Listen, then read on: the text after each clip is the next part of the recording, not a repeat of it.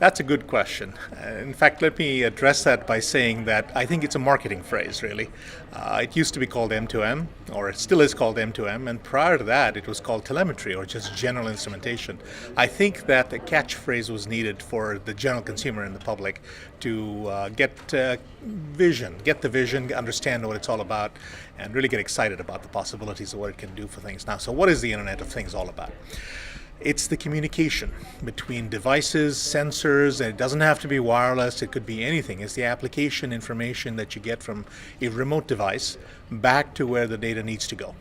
And it isn't just for machine data gathering, it isn't just for telemetry, it isn't just for tracking vehicles or people. I think it has to do also with the communication and control and command needs that devices have to have out in the field to be a successful application. So that's what I consider an Internet of Things to be.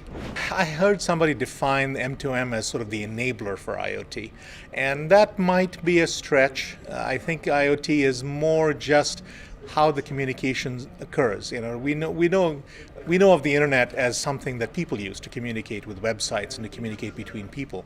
And I think that the IoT is a general phrase for how machines might need to communicate with systems and servers.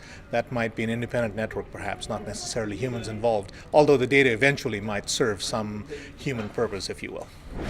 I think if you look at what telehealth is all about, it will definitely be part of the mainstream area. The Internet of Things is a catchphrase for communication between devices, and anybody who needs to have remote information data gathering is going to need to use it. Okay? And telehealth is an absolutely perfect example of something that needs to have data transmission from remote devices of some sort, from whatever medical purposes yet you might anticipate, getting the data back to who needs to have the data, the doctors, the caregivers, the family members who needs to know about the health of an individual, etc. So I think it's going to become mainstream consumer, even though it might take a little bit of time. It's a rapid growth area, there's no doubt about that.